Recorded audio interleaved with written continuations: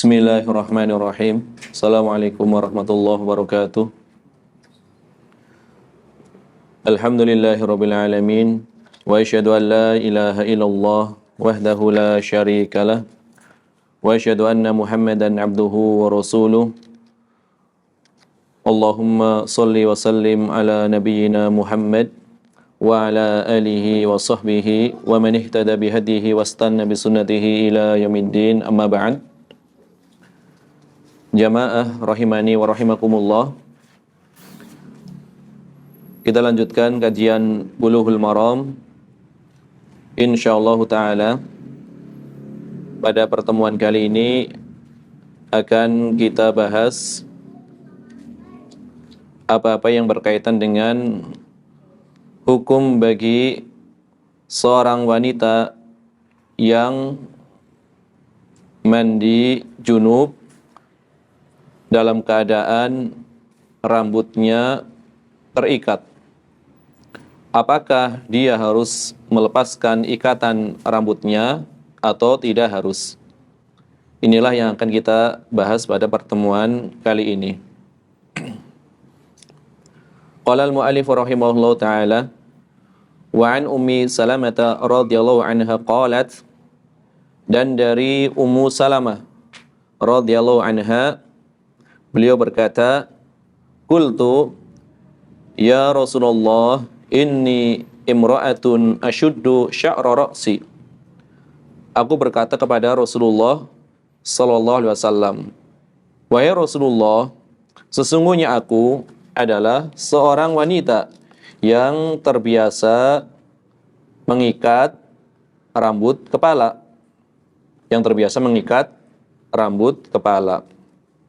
Ini Al-Hafidh Ibnu Hajar meriwayatkan hadis ini bukan dengan lafaznya, tapi dengan maknanya. Karena riwayat yang lebih tepat adalah, aku seorang wanita yang terbiasa membuat kepangan pada rambut, ya, rambutnya dibikin kelabang itu kalau bahasa Jawanya. Ya, dibikin anyaman, dikepang. Ini riwayat yang sesuai lafaznya, tapi beliau meriwayatkan dengan makna, jadi mengikat. Aku terbiasa mengikat rambutku. Afa anqutuhu li huslil janabah, apakah harus aku lepas ikatan rambutku apabila mandi janabah? Ya, apakah harus dilepas ikatannya? Wa fi riwayatin wal haidhah, dan mandi setelah haid berhenti. Jadi ada dua riwayat, mandi janabah atau mandi dari haid, ya. Setelah haidnya berhenti disyariatkan mandi. Apakah harus dibuka ikatan rambutku? Faqala, maka Nabi sallallahu alaihi wasallam menjawab, la, ya, tidak perlu dibuka ikatannya. Innama yakfiki an tahthi ala ra'siki thalatha hathayatin. Cukup bagimu untuk mengguyurkan, ya, di atas kepalamu, ya, 3 kali cidukan air. Ya, cukup diguyurkan saja di kepalamu, ya, sebanyak 3 kali cidukan air. Rawahu Muslim. Hadis ini diriwayatkan oleh Imam Muslim. Inilah, ya, terjemahan hadisnya secara global. Jadi Al-Hafidh, ya, pada sebagian riwayat ini membawakannya dengan makna saja, bukan dengan lafaznya. Ini sering kita bahas. Adapun pembahasan yang berkaitan dengan takhrij hadisnya, asal hadis ini diriwayatkan. Hadis ini diriwayatkan oleh Imam Muslim di dalam, ya, Kitabul Haid, ya, kitab haid. Kemudian Al-Imam An-Nawawi membuat bab hukum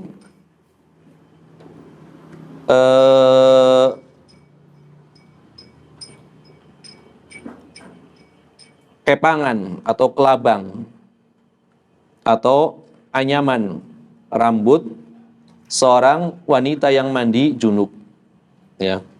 Ini bahasa Indonesia apa sih? Kepang atau kelabang atau apa sih? Kalau rambut dianyam, itu bahasanya apa sih? Dikepang gitu ya? Nah, kalau di kampung saya rambutnya dikelabang gitu. Kan mirip kelabang bentuknya. Ya, ini di dalam bahasa Arab ya disebut sebagai di sini jamaknya adalah dofair. Ya, dofair, kepangan. Makanya nanti di dalam pembahasan Kitabul Janaiz kan disyariatkan nanti agar dibuat 3 kepangan. Nah, ketika itu ada cetakan yang kurang titiknya. Dofair dibuang titiknya jadi apa? Ya, sofair. Akhirnya diterjemahkan seperti ini, disyariatkan untuk membuat atau menjadikan warna kuning pada rambut bagi jenazah wanita yang akan dikafani. Ini kan salah fatal. Padahal maksudnya kepangan, bukan membuat warna atau mengecatnya dengan warna kuning. Ya, dofair. Di sini dofair. Maka Imam Nawawi membuat bab hukmu dofairil muhtasilah, hukum kepangan ya bagi wanita junub atau wanita yang mandi junub. Apakah kepangannya dibiarkan saja atau harus dilepaskan? Ini bab yang dibuat oleh Al-Imam An-Nawawi rahimahullah taala.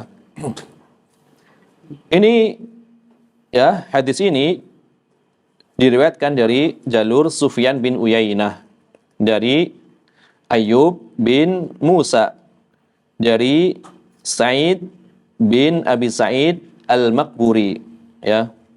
Nisbat kepada pekuburan, karena rumahnya dekat pekuburan Baqi, ya. Dekat pekuburan Baqi. Ya, dia nisbatnya Al-Maqburi. Tempat tinggalnya dekat kuburan. An Abdullah ibn Rafi, dari Abdullah bin Rafi, yaitu seorang maula dari Ummu Salamah. Dari Ummu Salamah. Dari maulanya dari Ummu Salamah radhiyallahu anha.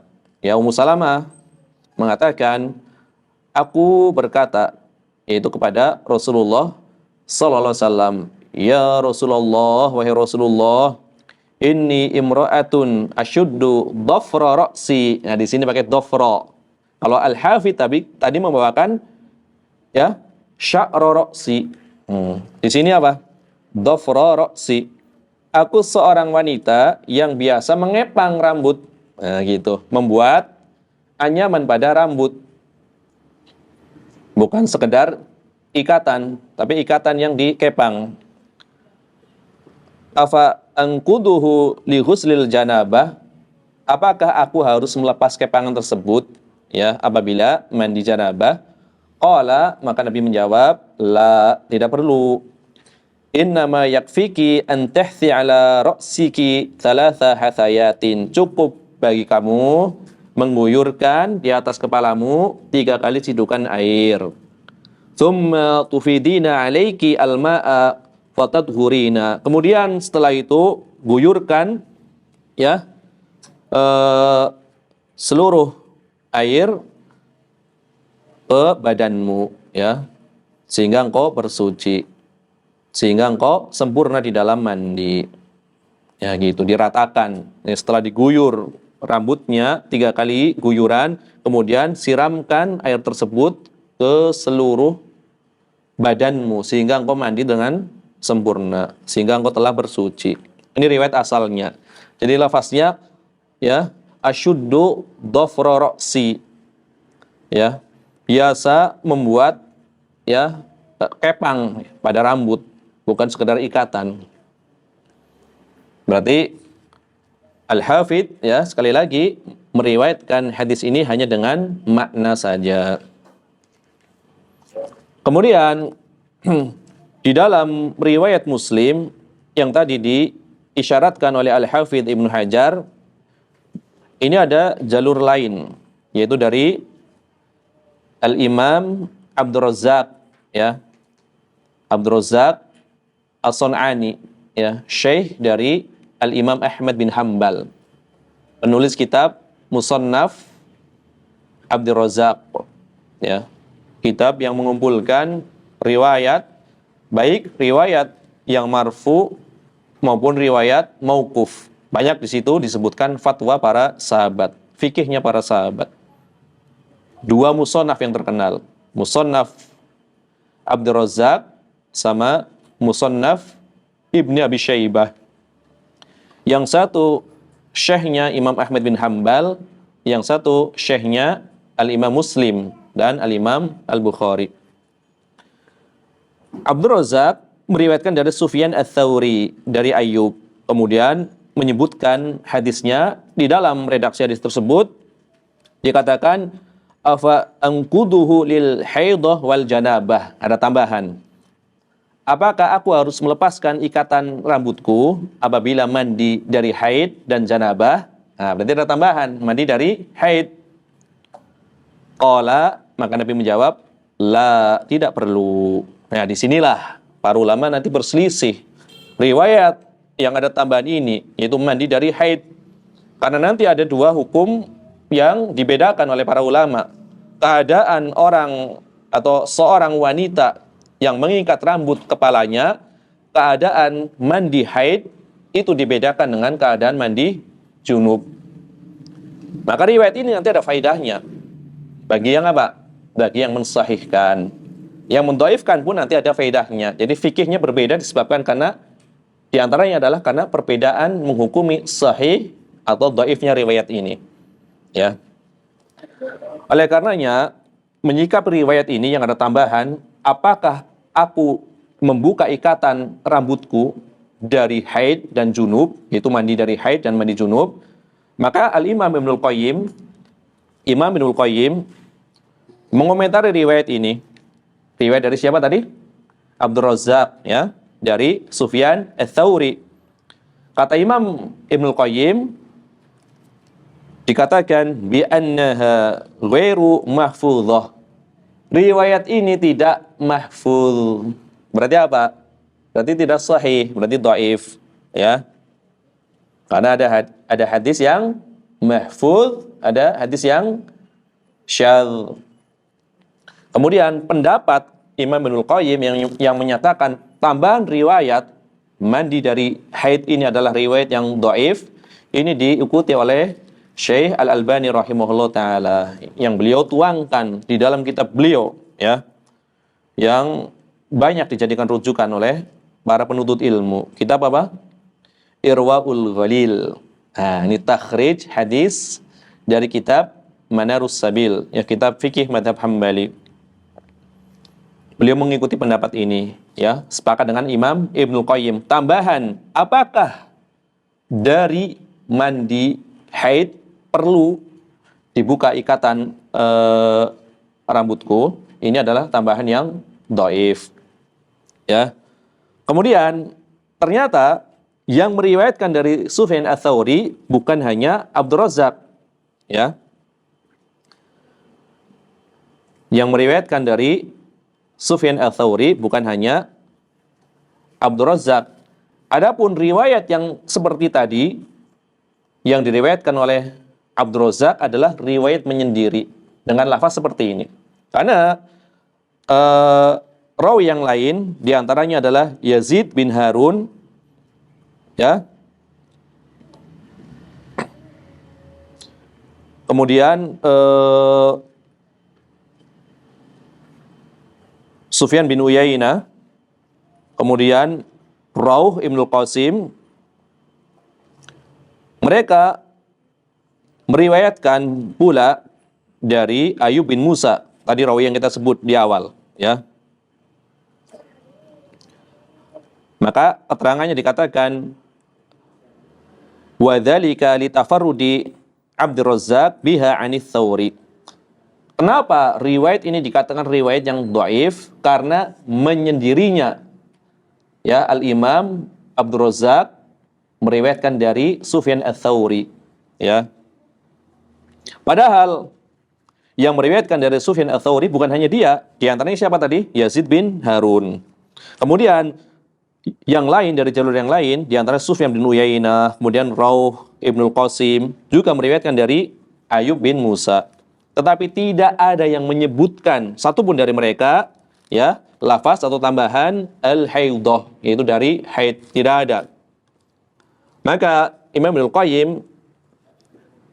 mengatakan yang benar riwayat dari Ummu Salamah ini adalah riwayat yang menyatakan dari janabah ya, tanpa tambahan dan dari haid ya. Jadi lafaz al-haid itu tidak sahih kata Imam Ibnul Qayyim.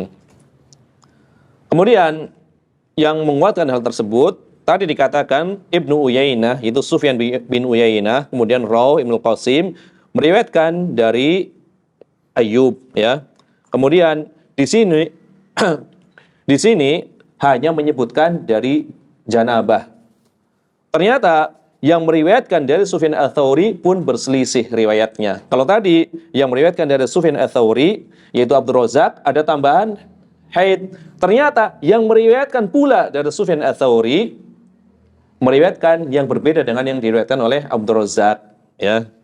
Hanya mencukupkan lafaz al-janabah. Berarti di sini apa? Ada apa? Ada ittirab, kegoncangan riwayat ya dari Sufyan Ats-Tsauri ya. Maka ini ada pembahasan dari para ulama, sekiranya riwayat dari Sufyan Ats-Tsauri adalah riwayat yang sama, jadi seandainya riwayat yang datang dari Sufyan Ats-Tsauri semuanya menyatakan dari haid dan janabah, sepakat, itu pun tidak bisa ya mengalahkan riwayat jumhur al-hadis. Itu kalau seperti itu. Apalagi ternyata ada riwayat dari Sufyan Ats-Tsauri yang sesuai dengan pendapat jumhur. Berarti lebih menguatkan pendapat jumhur. Itu. Ya. Ya bisa dipahami ya. Jadi yang meriwayatkan dari Sufyan Ats-Tsauri ada dua orang. Yang satu menyatakan dari haid dan junub. Yang satu meriwayatkan dari junub saja. Berarti riwayat yang menyatakan dari junub saja sesuai dengan riwayat kebanyakan ahli hadis. Kemudian para ulama mengatakan seandainya riwayat itu sepakat, riwayat dari Sufyan Ats-Tsauri itu tidak beda, sepakat menyatakan dari haid dan janabah, itu saja tidak bisa mengalahkan pendapat jumhur. Apalagi ada kegoncangan riwayat. Lebih-lebih lagi menguatkan pendapat jumhur ulama. Seperti itu maksudnya. Ya. Ini adalah yang diterangkan oleh Al-Imam Ibnul Qayyim di dalam kitab Tadzhib Mukhtasar As-Sunan. Nah, beliau membahasnya seperti itu. Ya, ternyata ada kegoncangan riwayat dari Sufyan Ats-Tsauri. Ya, seandainya tidak goncang riwayatnya sama pun itu tidak bisa mengalahkan riwayat jumhur para ahli hadis. Ini adalah berkaitan dengan riwayat Muslim. Ya, yang pertama tadi. Kemudian Imam Muslim juga meriwayatkan dari jalur yang lain, yaitu dari jalur Ismail ibnu Ulayyah dari Ayub, dari Abu Zubair, dari Ubaid bin Umair. Ya, beliau mengatakan balahu Aisyah radhiyallahu anha, telah sampai kabar kepada Aisyah radhiyallahu anha anna Abdullah ya ibna Amr radhiyallahu anhuma ya'murun nisaa idza tasalna an yanqudna ru'usahunna. Telah sampai kabar kepada Aisyah bahwasanya Abdullah bin Amr bin As ya radhiyallahu anhuma, beliau memerintahkan para wanita apabila mereka mandi, yaitu mandi junub, agar para wanita tersebut melepaskan ikatan-ikatan pada rambut mereka. Faqalat, maka Aisyah menimbali, ya ajaban libni Amrin hadza. Ini aneh sekali nih Ibnu Amr ini, ya. Aneh sekali ucapannya. Ini kata Aisyah. Ya'murun nisaa idza ihtasalna an yang udna ru'usahunna. Dia memerintahkan para wanita apabila mandi untuk melepaskan ikatan rambut mereka. Afala ya'muruhunna an yahlikna ru'usahunna? Kenapa tidak sekalian perintahkan kepada para wanita untuk membotaki kepala mereka? Gitu kata Aisyah. Jadi Aisyah di sini mengingkari. Ini aneh sekali, ngapain menyuruh wanita untuk membuka ikatan rambutnya ketika mandi? Kenapa nggak sekalian suruh wanita untuk membotakin kepalanya? Kan gitu. Ini kata siapa? Aisyah. Kemudian Aisyah membawakan hujjah ya untuk ucapannya. Maka Aisyah mengatakan, laqad kuntu ahtasilu ana wa Rasulullah sallallahu alaihi wasallam min ina'in wahid. Sungguh aku pernah mandi bersama Rasulullah sallallahu alaihi wasallam dari satu bejana, ya. Wala azidu ala an ufrigha ala ra'si thalatha ifraghat. Dan aku ya tidak menambah ya dari 3 kali basuhan yang aku guyurkan di atas kepalaku. Jadi aku tidak pernah melepaskan ikatan rambutku ketika mandi junub. Aku mandi bersama Rasulullah SAW. Aku tidak menambah dari 3 kali guyuran pada kepalaku. Ini kata siapa? Kata Aisyah radhiyallahu anha.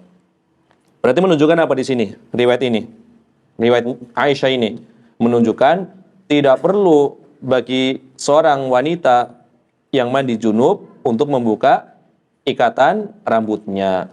Nah, ini menguat riwayat yang pertama tadi, riwayat dari Ummu Salamah radhiyallahu anha. Ya. Jadi Al-Hafidz Ibnu Hajar tadi membawakan riwayatnya dengan apa? Dengan maknanya saja.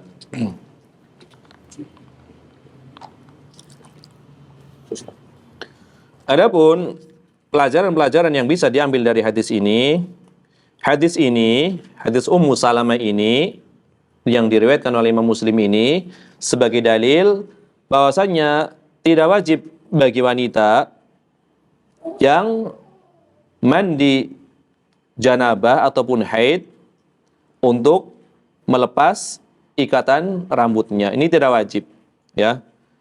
Karena pada hal tersebut terdapat masyaqqah, kesulitan, ya. Karena ikatan di sini bukan sekedar ikatan biasa. Riwayat asalnya apa tadi? Karena dikepang kan susah. Kalau kepangnya banyak bagaimana? Kan susah. Mungkin kalau sekedar diikat saja itu mudah. Ya, maka dikatakan lima fi dzalika minal masyaqqah, karena ada masyaqqah pada hal tersebut, ya. Apalagi kalau sekedar mandi janabah, maka cukup dengan menyiramkan atau mengguyurkan 3 kali cidukan air, ya, di atas kepalanya. Ini adalah pendapat siapa? Ini adalah pendapat jumhur ulama, ya. Pendapat jumhur dari kalangan ahli ilmu. Dan ini adalah sebuah riwayat di dalam mazhab Hambali. Dan ini adalah pendapat yang mu'tamad. Karenanya pendapat ini dipilih oleh Al-Muwaffaq Abu Muhammad Imam Ibnu Qudamah Al-Maqdisi rahimahullah ta'ala. Kemudian pendapat ini juga dipilih oleh Al-Majd, ya. Al-Majdu itu julukan bagi kakek Syekhul Islam Ibnu Taimiyah. Jadi Al-Muwaffaq itu singkatan dari Muwaffaquddin, gelar dari siapa? Syekhul Madhab Al-Imam Ibnu Qudamah. Al-Majdu itu singkatan dari apa? Majduddin, gelar dari Syekhul Islam Abul Barakat Abdus Salam bin Taimiyah, kakek dari Syekhul Islam bin Taimiyah.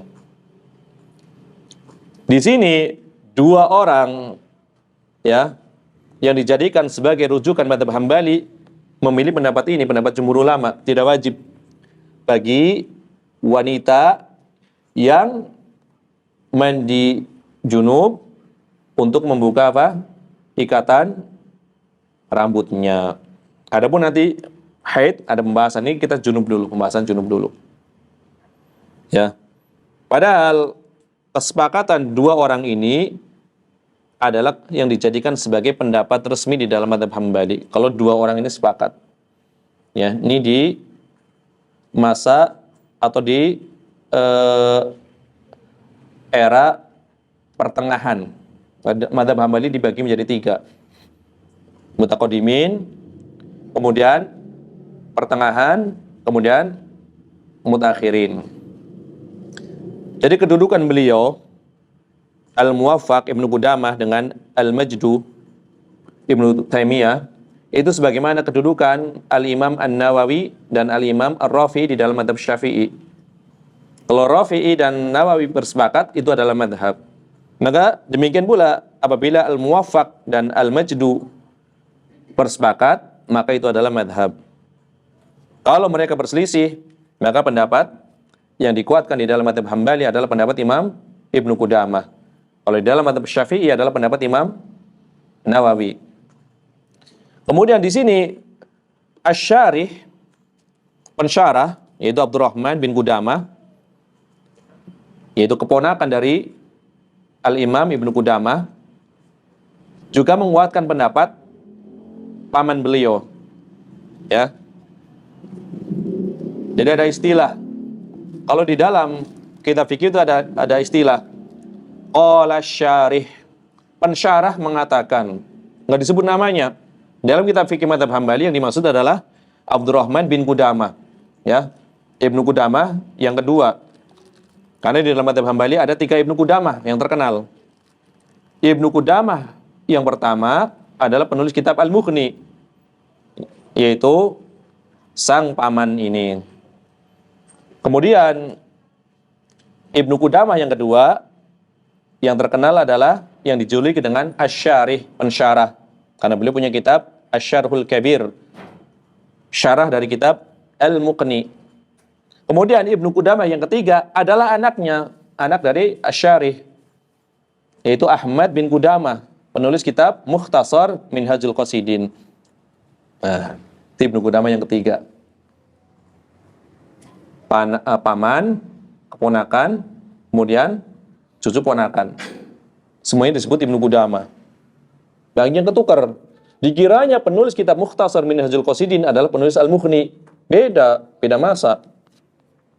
Beda masa. Bahkan umurnya itu cuma 38 tahun. Penulis kitab Mukhtasar Minhajul Qasidin, 38 tahun saja. Di sini 3 orang Ibnu Qudamah yang populer memilih pendapat jumhur ulama. Ditambah dengan pendapatnya kakek Ibnu Taimiyah. Ya. Maka tidak wajib bagi seorang wanita yang mandi junub untuk melepaskan ikatan rambut kepalanya, tidak wajib. Ya. Kemudian Syekh Abdul Fauzan menukil qala fi syarhil kabir, enggak disebut namanya. Ya. Siapa yang berkata di sini? Tadi Asy-Syarih Abdurrahman bin Qudamah berkata di dalam Asy-Syarhul Kabir, wala yajibu 'alal mar'ah naqdu sya'riha li ghusliha minal janabah riwayatan wahidah. Tidak wajib bagi wanita yang mandi janabah untuk melepas ikatan rambut kepalanya. Ini satu riwayat saja, sepakat di dalam mazhab. Ya, tidak ada khilaf di dalam mazhab. Yang khilaf nanti mandi dari haid. Ini mandi junub. Ya. Idza rawat usulahu, ya. Apabila memang air tersebut telah membasahi ya bagian permukaan kepalanya, ya, pangkal dari rambutnya yang mengenai kulit kepala tersebut. Wala na'lamu fi hadza khilafan. Aku tidak mengetahui khilaf di dalam permasalahan ini kecuali ya riwayat dari Ibnu Amr dan sebuah pendapat dari Imam An-Nakhai, Ibrahim An-Nakhai. Ya. Tapi tidak ada satupun sepanjang pengetahuanku para ulama yang mengikuti pendapat mereka berdua, tidak ada. Jadi khilaf itu dinukil dari siapa? Abdullah bin Amr bin Al-As dan seorang tabi'in yang bernama Ibrahim An-Nakhai. Tapi aku tidak tahu ada seorang ulama pun yang mengikuti pendapat mereka berdua. Ya. Berarti ini bisa dikatakan ya hampir sepakat ya bahwasanya wanita yang mandi janabah apabila mengikat rambutnya tidak perlu melepaskan ikatannya. Ya, karena yang menyelisih sangat sedikit tadi, hanya 2 orang yang menyelisih pendapat tersebut. Adapun berkaitan dengan wanita yang mandi haid, ya setelah haid berhenti mandi dan dia dalam keadaan mengepang rambutnya atau mengikat rambutnya, apakah harus dibuka ikatannya? Nah, di sinilah ada khilaf, ya. Di sini ada khilaf. Adapun pendapat jumhur ulama dari kalangan Hanafiyah, kemudian Malikiyah, kemudian Syafi'iyah, dan sebuah riwayat di dalam mazhab Hambali, maka tidak wajib membuka ikatannya. Ya, ini diterangkan dalam banyak kitab muktamad di masing-masing mazhab. Adapun di dalam mazhab Hanafi, di antara yang diterangkan di dalam kitab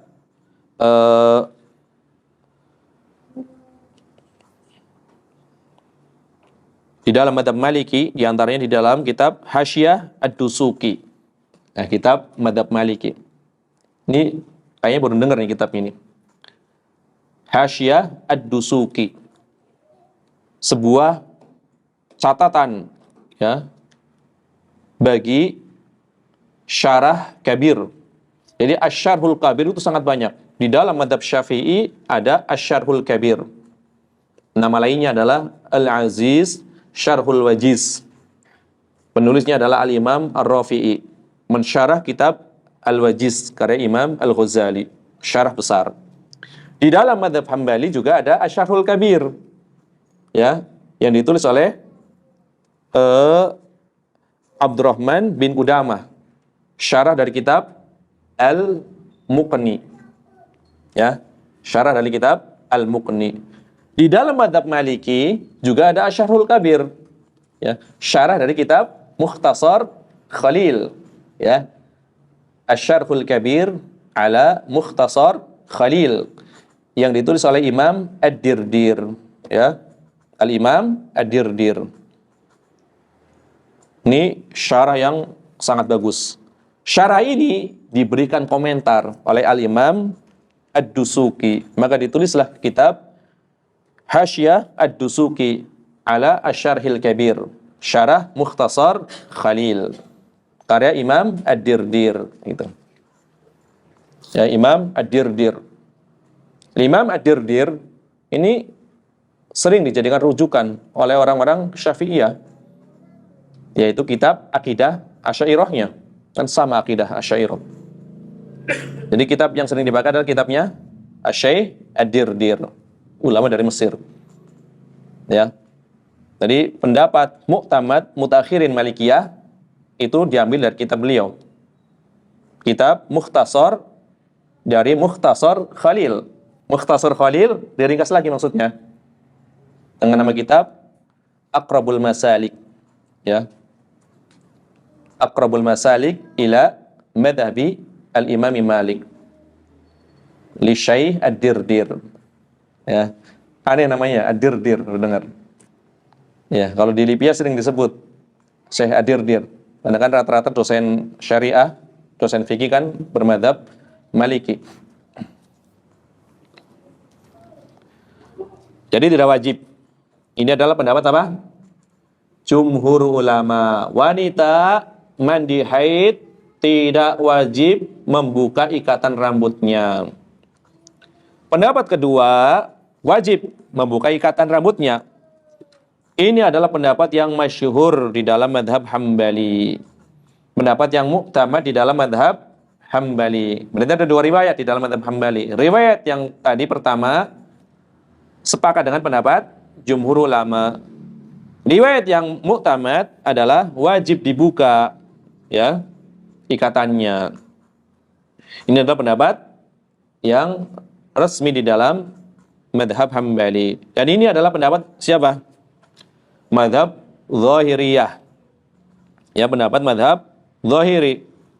Ya, sebagaimana diterangkan oleh Imam Ibnu Hazm di dalam kitab Al-Muhalla. Ya, Al-Muhalla bil Athar fi syarhi Al-Mujalla bil Ikhtisar. Al-Muhalla yang dihias.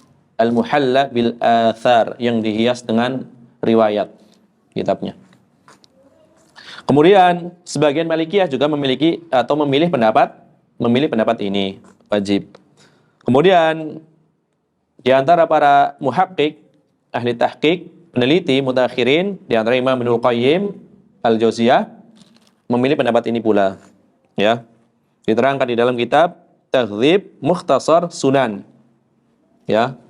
Ringkasan dari Sunan Abu Dawud dan disyarah pula oleh Imam Ibnul Qayyim.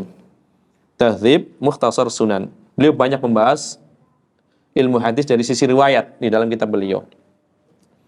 Ya, berarti dari yang kita bahas pertama berkaitan dengan wanita yang mengepang rambutnya atau mengikat rambutnya ketika mandi junub, berarti kebanyakan memilih pendapat tidak wajib. Bahkan hampir ada ijma, hampir, ya. Tidak wajib membuka ikatan rambutnya. Kemudian berkaitan dengan wanita haid, apabila telah berhenti dari haid kemudian ingin mandi, maka di sini ada dua pendapat. Lagi-lagi jumhur ulama berpendapat tidak perlu dibuka ikatan rambutnya. Pendapat kedua ini dikuatkan oleh Imam Ahmad bin Hambal, riwayat yang resmi, kemudian madhab Zahiri, sebagian Malikiyah, dan pendapat Imam Ibnul Qayyim adalah wajib dibuka ikatannya. Ya. Kemudian di antara dalil-dalilnya, dalil yang menunjukkan harus dibuka ikatannya bagi wanita haid, ya. Berarti pembahasan tentang wanita junub, ya, telah berlalu. Sekarang pembahasan tentang wanita haid yang mandi dalam keadaan rambutnya diikat. Di antara dalilnya, dalil yang menyatakan wajib dibuka ikatannya adalah sebuah riwayat, ya, dari Aisyah radhiyallahu anha, bahwasanya Nabi SAW pernah berkata kepada Aisyah, "Ungkudi ra'saki wamtashiti," lepaskanlah ikatan rambut kepalamu, kemudian bersisirlah kamu, ya. Kemudian bersisirlah kamu. Ini mandi, ya, dengan cara dibuka ikatan rambutnya, kemudian setelah itu bersisir. Ini beliau Aisyah, ini kisah ketika beliau sedang melaksanakan ibadah haji, ya, ibadah haji. Ini dalam rangka untuk ihram, ya, ihram untuk haji, seperti itu. Kan wanita haid masih dibolehkan kecuali beberapa perkara yang tidak dibolehkan, di antaranya adalah tawaf. Namun yang lainnya boleh. Walaupun nanti Syekhul Islam Ibnu Taimiyah punya pendapat lain, ya, karena beliau berpendapat tidak disyaratkan suci, ya, untuk orang yang tawaf. Maka wanita yang haid, menurut Syekhul Islam Ibnu Taimiyah, dia sudah melakukan apa yang dia mampu, karena haid kan bukan kehendak dia. Apabila dia tetap tawaf di Ka'bah, maka tidak perlu membayar dam. Tidak perlu membayar dam. Adapun Abu Hanifah tetap dia harus tawaf tetapi membayar dam. Adapun jumhur ulama menunggu nanti sampai dia suci. Ini ada pembahasan di dalam bab haji tentunya. Tapi intinya Nabi SAW, ya, ketika ingin menyuruh Aisyah untuk ihram dalam rangka haji, maka menyuruh mandi, kemudian membuka ikatan rambutnya, kemudian bersisir. Tentunya ini tidak mengangkat hadas, ya, mandi bersih-bersih saja, karena beliau masih dalam keadaan apa? Masih dalam keadaan haid, ya, bukan suci dari haid, bukan. Jadi ketika tiba di Mekah dalam rangka melaksanakan haji, tiba-tiba beliau haid seperti itu. Apa yang harus aku lakukan ya Rasulullah? Ya, maka Nabi mengatakan, "Baik Aisyah, tinggalkan umrohmu, kemudian buka ikatan rambutmu, mandilah, kemudian bersisirlah. Ya, kemudian lakukanlah ihram untuk haji," seperti itu. Ya. Jadi menjadikan haji apa? Ifrad saja seperti itu. Kalau tamatu kan disertai ya, umrah seperti itu. Maka tinggalkan umrahmu, kemudian mandi, kemudian buka ikatan rambutmu, bersisirlah, kemudian ikhram untuk haji. Nah, ini nanti akan dibahas di pembahasan ya kitabul hajj, kitab haji, ya. Nah, ada pembahasan tentang at-tamattu dan lain-lain nanti. Insyaallah taala. Nah, di sini berarti apa? Nabi SAW memerintahkan wanita yang haid ketika dia mandi membuka apa? Ikatan rambutnya, kan seperti itu. Kemudian di dalam riwayat Ibnu Majah itu terang. Kalau tadi kan riwayat Bukhari Muslim hanya menyuruh apa? Ungkudi ya ra'saki wamtashiti. Buka ikatan rambut kepalamu dan bersisirlah. Di dalam riwayat Ibnu Majah ada perintah untuk mandi sebagai ya hadis yang saling menafsirkan. Di dalam riwayat Ibnu Majah dikatakan ya ungkudi ra'saki wahtasili. Buka ikatan rambut kepalamu dan mandilah. Ini di dalam Sunan Ibnu Majah. Hadis ini disahihkan oleh Syekh Al-Albani rahimahullah taala. Tetapi setelah mensahihkan riwayat ini dari sisi sanadnya, Syekh Al-Albani ragu tentang tambahan riwayat wahtasili dan mandilah. Ya. Kenapa? Karena hadis yang diriwayatkan oleh siapa tadi? Bukhari dan Muslim tidak ada tambahan mandilah, kan seperti itu. Hanya disuruh apa tadi? Di dalam riwayat Bukhari Muslim, buka ikatan rambut kepalamu dan bersisirlah. Sedangkan di sini riwayatnya dan mandilah. Tetapi bukan riwayat Bukhari Muslim. Maka Syekh Albani setelah mensahihkan riwayat ini ragu terhadap kandungan riwayatnya. Ya, sanadnya sahih tapi lafaznya beliau ragu. Ya.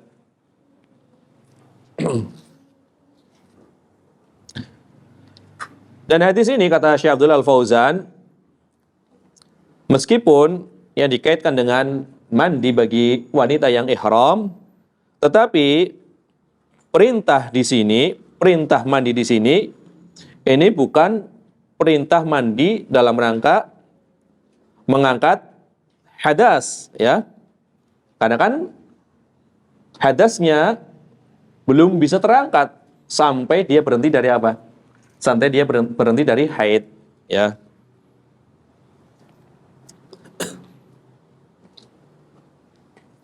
Tetapi meskipun tidak dalam rangka mengangkat hadas, maka di sini berlaku apa? Qiyas aulawiyah, qiyas yang lebih utama. Kalau tidak dalam rangka mengangkat hadas saja disuruh untuk membuka ikatannya, apalagi kalau dalam rangka mengangkat hadas, berarti lebih apa? Ya lebih pantas untuk membuka ikatannya, kan seperti itu. Berarti ada tanbih di sini, ya. Isyarat bahwasanya wajib membuka ikatan rambut wanita haid yang ingin mandi apabila telah berhenti dari haid, telah suci. Tidak mengangkat hadas saja disuruh dibuka ikatannya, apalagi kalau dalam rangka mengangkat hadas, kan seperti itu. Maka babi aula lebih layak untuk diperintahkan dibuka ikatan rambut kepalanya. Nah, ini adalah di antara apa? Dalil madzhab Hambali. Jadi membedakan antara keadaan orang yang mandi junub dengan keadaan orang yang mandi dari haid. Kemudian kata Syekh Abdul Al-Fauzan, wal azhar, yang lebih kuat, beliau merajihkan, wallahu a'lam, tidak wajib ya membuka ikatan rambut kepala bagi wanita yang mandi dari junub maupun haid. Berdasarkan apa? Dalil-dalil yang kuat yang telah disebutkan. Ya. Di antaranya adalah riwayat pengingkaran Aisyah terhadap Abdullah bin Amr yang telah kita sebutkan tadi. Riwayat Ummu Salamah tidak menyatakan dibuka, walaupun riwayat tentang haid tadi diperselisihkan. Ya. Tetap riwayat dari Aisyah mengingkari Abdullah bin Amr menguatkan riwayat dari Ummu Salamah yang menunjukkan memang tidak perlu dibuka ikatannya. Ya. Ya, meskipun penyebutan tadi adalah berkaitan dengan penyebutan junub. Ya. Sekiranya mandi junub yang sama-sama mandi dalam rangka mengangkat hadas besar dibedakan dengan mandi dari haid yang sama-sama mengangkat hadas besar, tentu akan diterangkan. Akan ada keterangan dari Ummu Salamah maupun dari Aisyah radhiyallahu anhuma. Nah, ini kata Syekh Abdul Al-Fauzan. Berarti Syekh Abdul Al-Fauzan memilih pendapat siapa? Jumhur ulama. Adapun dalil dari pendapat kedua tadi yang menyatakan wajibnya membuka ikatan, fa inna hadits Aisyah laisa fihi amrun bil husli fi riwayatis sahihain walau salima bil amri bil husli lam yakun fihi hujjah. Lianna dzalika laisa huwa huslut taharah minal haid wa innama umirat bil husli fi halil haid lil ihram bil hajj. Adapun dalil yang dikuatkan oleh pendapat kedua tadi bisa dijawab, kata Syekh Abdul Fauzan. Karena tadi Aisyah diperintahkan untuk mandi itu bukan dalam rangka bersuci dari haid, ya. Akan tetapi beliau diperintahkan dalam keadaan untuk ihram dalam rangka melaksanakan ibadah haji, ya. Sekiranya ya perintah tadi memang kita katakan ya itu dalam rangka mengangkat hadas, misalkan kita terima riwayatnya seperti itu, seandainya riwayatnya seperti itu juga bukan menjadi hujah yang kuat, ya. Maka dibawa kepada perintah mustahab. Ini kata Syekh Abdul Fauzan. Kalau misalkan memang dalam rangka mengangkat hadas, itu kalau, apalagi qarinah menunjukkan tadi bukan dalam rangka mengangkat hadas, maka lebih menunjukkan kalau perintah tersebut dihukumi perintah yang mustahab atau anjuran saja, ya. Karena Aisyah mengatakan adrakani yaumu Arafah wa ana haid, ya. Aku mendapati hari Arafah dan aku dalam keadaan haid, ya. Fasyaqautu dzalika ila Nabi sallallahu alaihi wasallam, maka aku mengeluhkan keadaanku kepada Nabi sallallahu alaihi wasallam. Faqala, maka Nabi mengatakan da'i umratak, ya.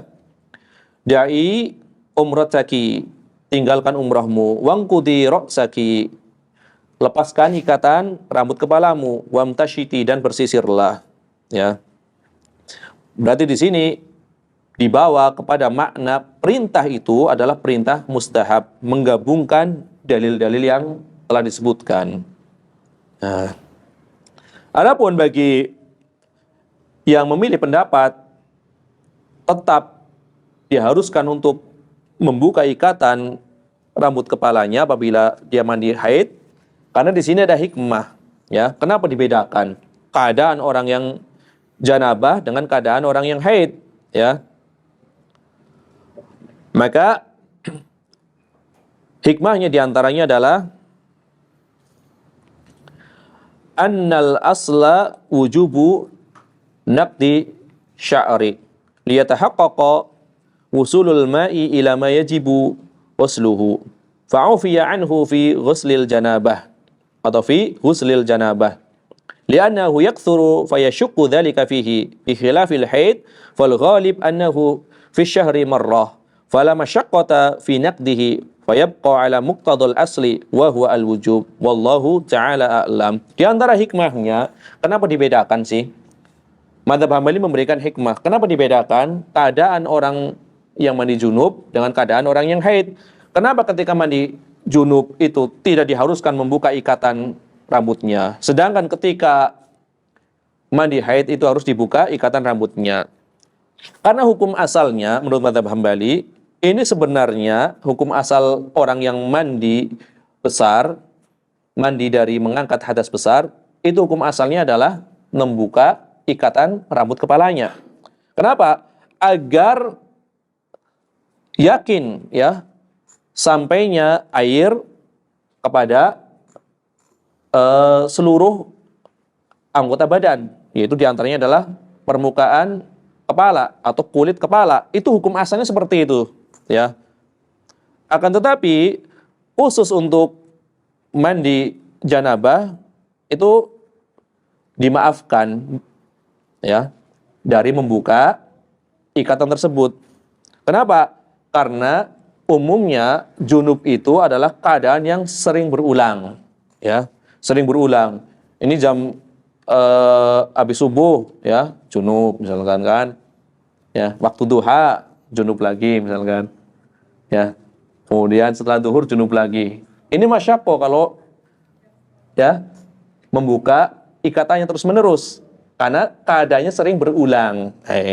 Ini junub ya, berbeda dengan keadaan wanita haid. Sebulan umumnya berapa kali mandinya dari haid? Sekali ya. Maka di sini kenapa dimaafkan bagi orang yang junub dari membuka ikatan rambutnya? Karena keadaannya sering berulang ya. Sering berulang gitu.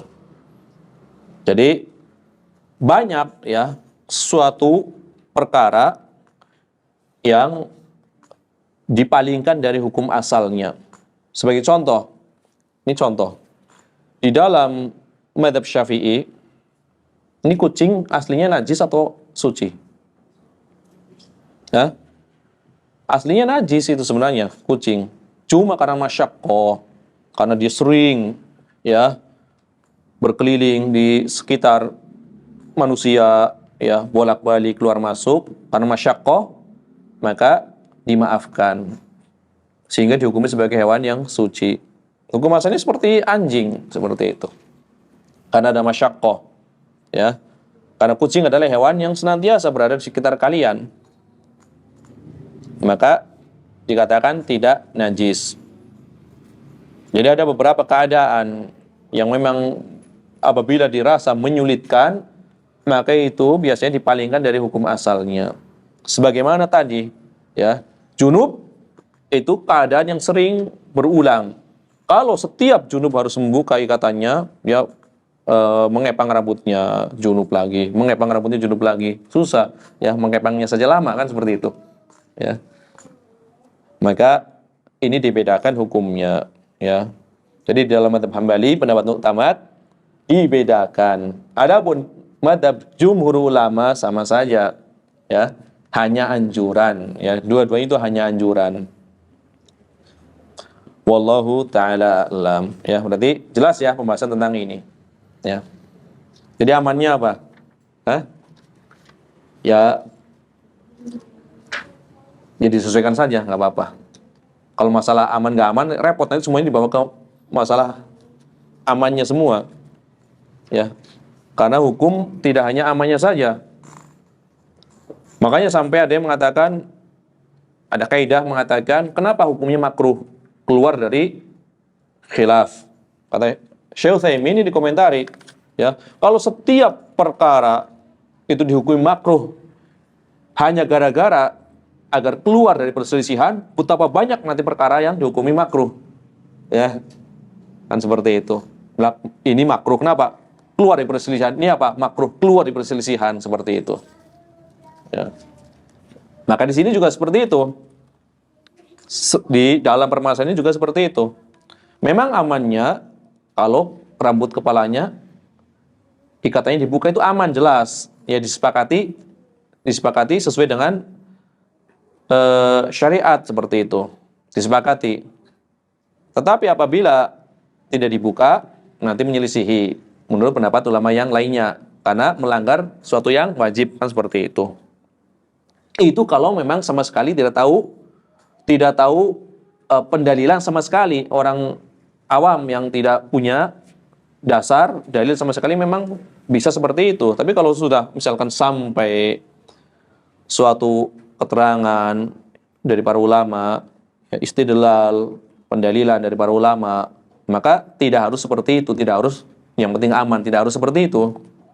Boleh-boleh saja, ya, mengikuti pendapat jumhur ulama, pokoknya tidak wajib, enggak masalah, seperti itu.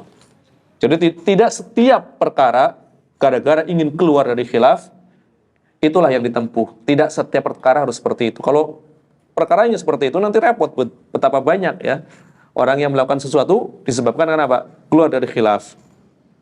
Ya kan? Sholat wajib, ya, berjamaah di masjid bagi laki-laki wajib nggak?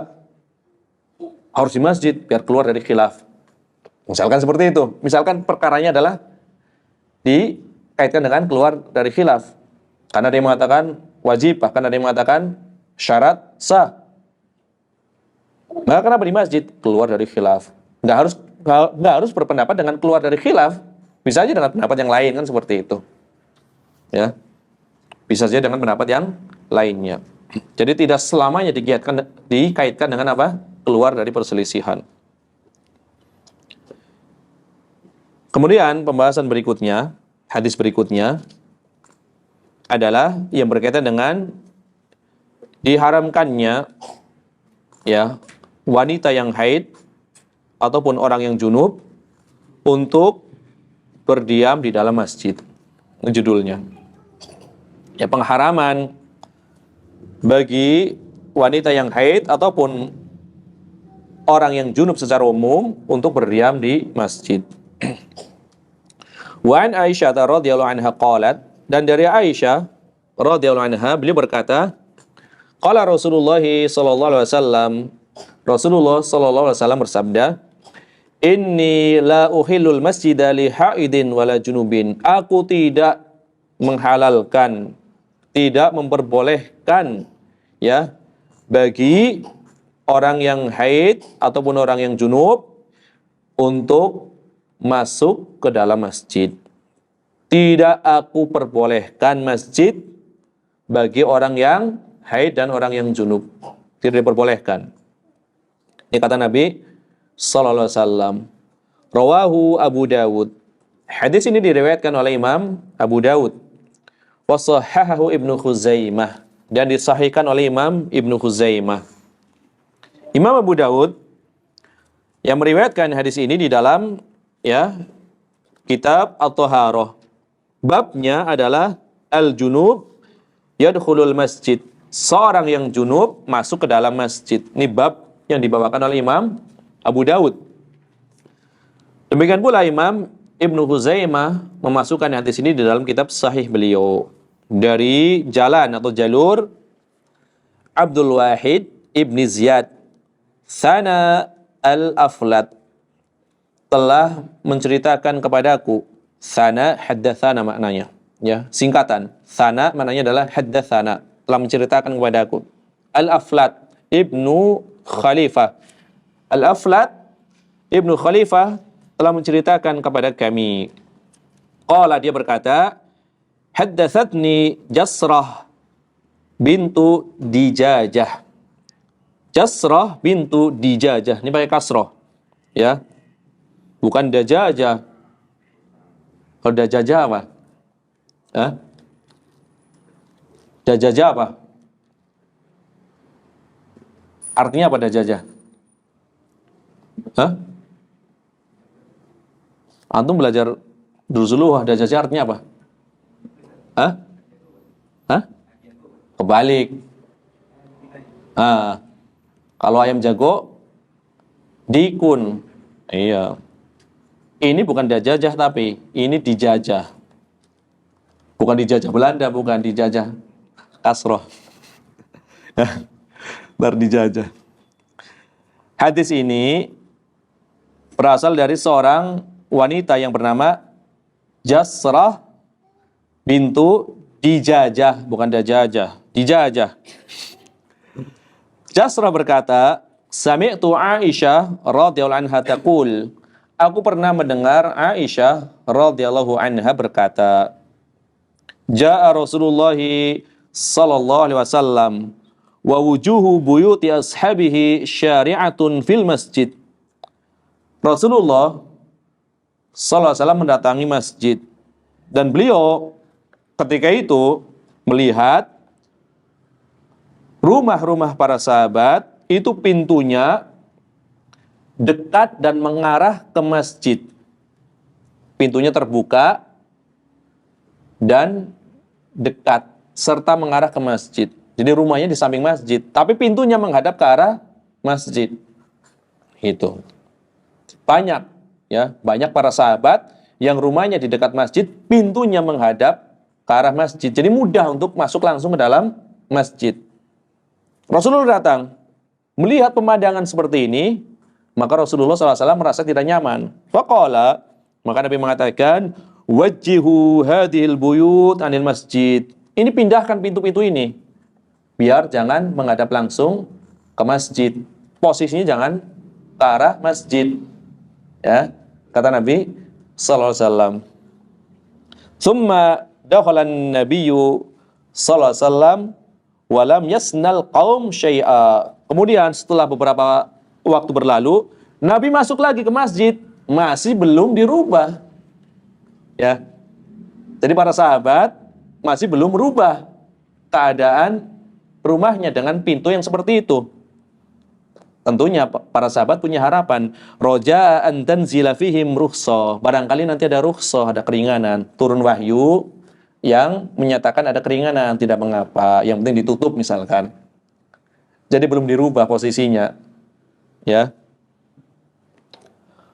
Akhirnya fakharaja ilaihim ba'du faqala. Nabi pun keluar dari masjidnya, kemudian Nabi mengatakan sekali lagi, wajjihu hadhil buyut anil masjid.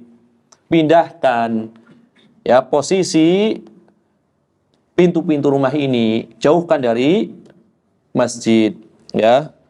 Fa inni, karena sesungguhnya aku la uhilul masjid li haidin wala junubin. Aku tidak menghalalkan masjid itu dimasuki wanita yang haid ataupun orang yang junub. Nah, ini riwayatnya seperti ini. Tidak dijauhkan. Tetapi nanti bertentangan dengan riwayat yang lebih masyhur. Ya, mirip seperti ini. Nanti akan kita terangkan, insyaallah taala. Maka para ulama berbeda pendapat berkaitan dengan pensahihan riwayat ini. Kalau tadi kan Imam Ibnu Huzaimah mensahihkan riwayat ini, ya. Imam Ibnu Huzaimah mensahihkan riwayat ini. Imam Ibnu Huzaimah di dalam kitab sahih beliau, tapi pensahihan Ibnu Huzaimah kan sifatnya bukan pernyataan. Beda dengan pensahihan dari Imam At-Tirmidzi, itu pernyataan. Pensahihan yang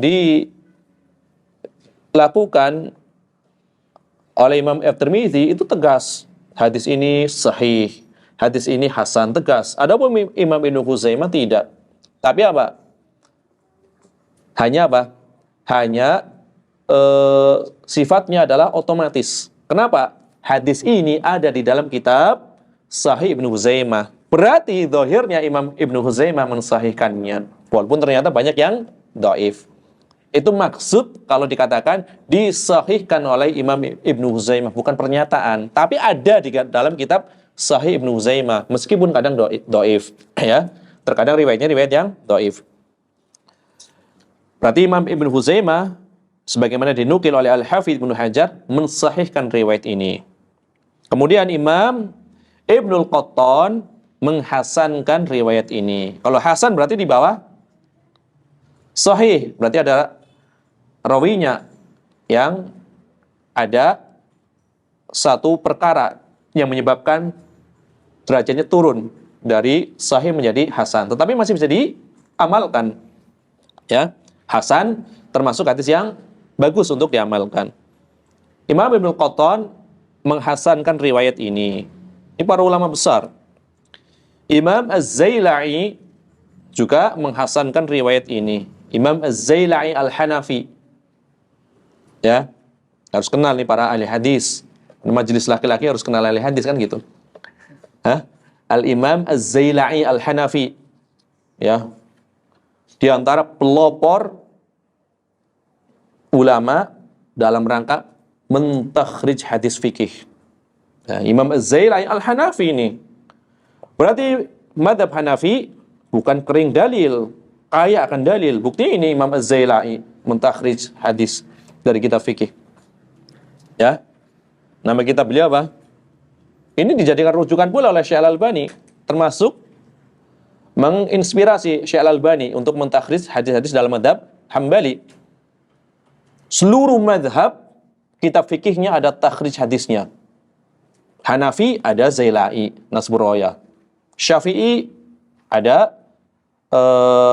At-Talkhisul Habir dan lain-lain. Maliki juga ada. Ini Hambali yang imamnya adalah ahli hadis terbesar, malah nggak ada kitab takhrijnya, gitu. Ya, maka ditulislah Irwaul Ghalil dalam rangka menolong sunnah atau kaum muslimin secara umum dan menolong madhab Hambali secara khusus.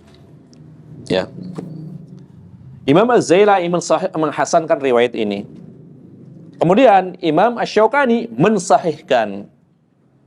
Jadi yang kita nukil tadi antara yang mensahihkan dan menghasankan, belum yang mendhaifkan. Ya. Kemudian Al-Hafidz Ibnu Hajar juga condong kepada pendapat Imam Ibnu Khuzaimah, condong kepada pensahihan riwayat ini. Ya. Kemudian dari kalangan mutakhirin di antaranya adalah Syekh Abdul Aziz bin Baz. Beliau mengatakan la ba'sa bi isnadihi, tidak masalah sanadnya. Berarti bagus. Ya. Ini bagi kelompok ulama yang menghasankan maupun mensahihkan riwayat ini. Ya, banyak ulama besar dari kalangan mutaqaddimin maupun mutakhirin. Ini lengkap urutannya. Ibnu Uzaimah mutaqaddimin. Kemudian Imam Ibnu Qattan, Zailai pertengahan. Kemudian Syaukani mutakhirin. Syekh bin Baz lebih mutakhirin lagi. Mensahihkan dan menghasankan. Kemudian di antara ulama yang lain mendhaifkan riwayat ini. Ya, di antara dari kalangan mutaqaddimin yaitu Al-Imam Al-Baihaqi. Ya. Al-Imam Al-Baihaqi. Beliau mengatakan laisa bil qawi. Ya. Hadis ini tidak kuat, tidak sahih. Kemudian Al-Imam Abdul Haq. Ya, siapa lagi nih Imam Abdul Haq? Ahli hadis pula nih. Abdul Haq Al-Ishbili Al-Maliki, pelopor penulis kitab Ahkam. Ya. Imam Abdul Haq Al-Ishbili mengatakan la yathbut, tidak sabit riwayat ini, tidak sahih. Kemudian Imam Ibnu Hazm lebih keras lagi. Innahu batilun, hadis ini batil, kata Imam Ibnu Hazm. Ya. Yang beliau bawakan di dalam kitab Al-Muhalla. Maka ada dalam madhab Zahiriyah, tak masalah orang junub ataupun wanita haid masuk ke dalam masjid. Batil kata Imam Ibnu Hazm riwayat ini. Ya.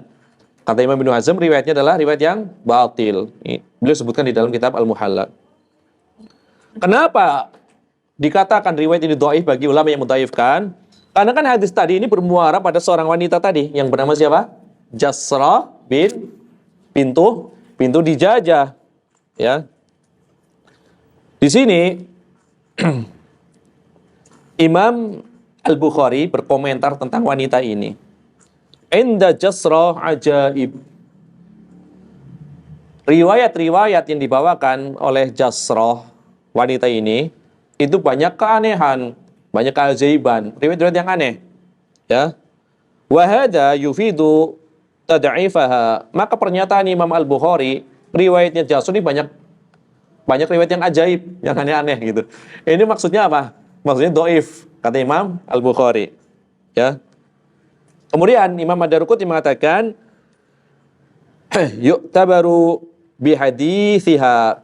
Hadisnya sebenarnya dianggap illa hanya saja yuhaditsu anha ya man yutrak. Hanya saja banyak yang meriwayatkan dari Jasro ini orang-orang yang riwayatnya ditinggalkan. Kalau dari Jasronya sendiri sebenarnya banyak yang mensikohkan, tetapi banyak yang meriwayatkan dari Jasro ini orang-orang yang matruk, yang hadisnya ditinggalkan. Karena diantaranya yang mensikohkan Jasro ini adalah Imam Ibnu Hibban, kemudian Imam Al-Ijli. Berarti ada yang mensahihkan atau mensikohkan. Ya. Hanya saja yang meriwayatkan dari Jasro ini kebanyakan orang-orang matruk. Ya. Matruk berarti apa? Riwayatnya ditinggalkan, tidak dianggap. Ya. Ini dari sisi Jasro. Yang kedua, yang menunjukkan kedhaifannya dari sisi kegoncangan riwayat. Ya. Kenapa? Di sini dikatakan satu riwayat menyatakan an Aisyah, dari Aisyah. Sebagaimana yang kita bawakan. Ini kan an Aisyah. Kemudian riwayat yang lain bukan dari Aisyah, an Ummi Salamah. Ini yang benar dari siapa? Dari Aisyah atau Ummu Salamah? Sebagaimana yang diriwayatkan oleh Imam Ibnu Majah. Berarti tidak konsisten di dalam menukil. Sahabiahnya siapa? Aisyah atau Ummu Salamah. Maka dikatakan wa hadza mimma yuwahhinul haditsa. Hal seperti ini menyebabkan kedhaifan hadis. Berarti apa? Li'annahu yadulu ala adami dhabtir rawi wa hifdhihi, menunjukkan hafalannya itu tidak kuat, tidak dhabit gitu. Dari Ummu Salamah atau dari Aisyah? Ini aja nggak jelas. Ini salah satu alamat kalau hafalannya tidak kuat, berarti kegoncangan di dalam riwayat. Ya. Kemudian ditambah lagi yang menunjukkan kegoncangan riwayat, ternyata hadis yang dibawakan oleh Jasro ini bertentangan dengan hadis yang diriwayatkan oleh para rawi yang thiqah, yang berkaitan dengan apa? Perkara ini menutup pintu-pintu masjid. Ternyata diriwayatkan ya dari Urwah, kemudian Abbad ibni Abdillah dari Aisyah radhiyallahu anha dari Nabi SAW mengatakan seperti ini, suddu hadhil abwab, tutup pintu-pintu ini, pintu rumah-rumah yang di dekat masjid itu tutup semuanya, illa baba Abi Bakrin, kecuali pintunya Abu Bakar biarkan terbuka. Qala al-Bukhari wa hadha as-sah, riwayat ini lebih sahih. Jadi ada riwayat yang semisal. Kalau tadi dikaitkan dengan apa? Dikaitkan dengan aku tidak menghalalkan orang yang junub dan wanita haid masuk masjid. Pindahkan arah pintu rumah ini. Jauhkan dari masjid. Riwayat yang semisal dari Aisyah ternyata apa? Berkaitan dengan apa? Tutup seluruh pintu-pintu yang menghadap ke masjid kecuali pintunya Abu Bakar. Dan ini yang sahih. Nah, jadi yang lain tidak boleh dibuka pintunya kecuali pintunya Abu Bakar. Tidak boleh ada yang menghalangi pintunya Abu Bakar untuk langsung masuk ke dalam masjid.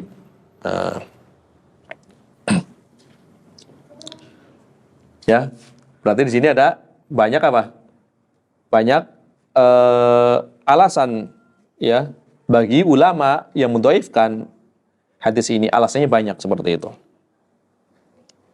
Kemudian yang menunjukkan kedhaifan hadis ini menurut ulama yang mendhaifkan adalah disebabkan karena seorang rawi tadi yang kita sebut, yaitu Aflat bin Khalifah. Imam Ibnu Hazm dan yang selainnya mengatakan wa annahu majhulul hal, keadaannya tidak diketahui. Ya, falaysa bisahih, tidak sahih riwayatnya. Ya, kemudian Imam Sufyan Ats-Tsauri meriwayatkan dari rawi tersebut Aflat bin Khalifah. Kemudian Abdul Wahid bin Ziyad. Imam Ahmad mengatakan ma'ara bihi ba'san. Imam Ahmad mengatakan aku memandang tidak masalah ya riwayat tersebut. Jadi Imam Ibnu Hazm menganggap keadaannya tidak diketahui, ya. Ternyata apa? Yang betul diketahui, ya. Klaim dari Imam Ibnu Hazm falaisa bisahihin, ya, riwayat atau klaim bahwasanya rawi tersebut adalah majhul itu tidak benar. Buktinya Sufyan bin Ats-Tsauri dan Abdul Wahid bin Ziyad meriwayatkan dari dia. Imam Ahmad mengatakan ma'arabihi ba'san, aku tidak memandang masalah.